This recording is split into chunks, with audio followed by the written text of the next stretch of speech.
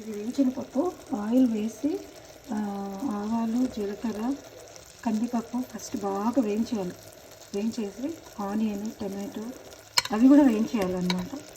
వేయించేసి వాటర్ వేసి ఉడకబెట్టాలి. మిరపకాయలు అన్నీ వేయించేసి కరివేపాకు అన్నీ వేయించేస్తాం. కానీ ఫస్ట్ మటుకు ఆవాలు జీలకర్ర కందిపప్పు వాష్ చేసి దాన్ని కూడా బాగా వేయించాలి. వేయించిన స్మెల్ వస్తుంది. ఆ స్మెల్ వచ్చాక ఆనియన్స్ టమాటో అన్నీ వేస్తాం. ఒకవేళ ఎప్పుడైనా మీ ఇంట్లో టమాటా లేనప్పుడు కూడా సేమ్ కందిపప్పు మిగతావన్నీ సేమ్ ప్రాసెస్. ఆనియన్ అంతా వేయించేదంతా సేమ్. టమాటో లేదు అంటే ఒక్క టమాటో ఉన్నా లేకపోతే హాఫ్ టమాటో ఉన్నా కూడా మనం ఈ పప్పు చేసేసుకోవచ్చు. అంత టేస్టీగా వస్తుంది. వేయించేసాక ఇలా అయిపోతుంది. దాంట్లోకి వాటర్ పోసేసుకోవాలి. చింతపండు నానబెట్టుకున్నాను. మళ్ళీ ఉడికాక కొన్ని విజిల్స్ వచ్చాక వేసేసి ఇలా కుక్కర్ విజిల్ పెట్టేసి ఒక 3 విజిల్స్ 2 విజిల్స్ తర్వాత చింతపండు వేసేసి ఉడికాక ఉడికిన పప్పుని కుక్కర్లో నుంచి తీసేసి మెదిపేసి చింతపండుని కూడా వేసుకోవాలి. కారం, ధనియాల పొడి, జీలకర్ర పొడి,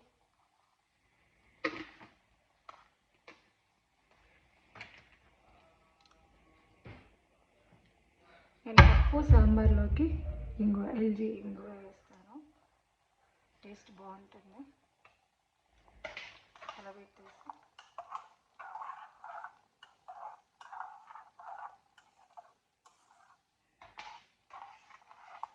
ఈ వేయించిన పప్పు కొంచెం నీళ్ళగా వస్తుంది అన్నమాట. టేస్టీగా ఉంటుంది.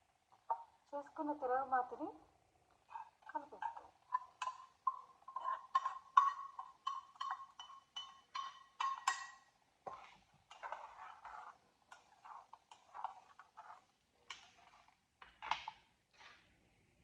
సాల్ట్ కొంచెం తక్కువ ఉన్నట్టుంది.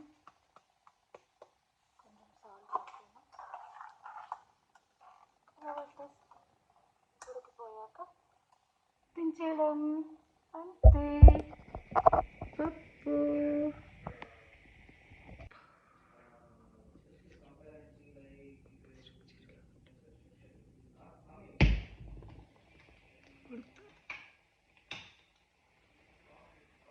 ఉప్పు కారం పొడి అన్నీ వేసాక ఇలా కుతుకుతా ఉడికాక పప్పుని ఆఫ్ చేసుకోవచ్చు. కావాలంటే కొత్తిమీర కూడా చల్లుకోవచ్చు. ఇంకా టేస్టీగా ఉంటుంది.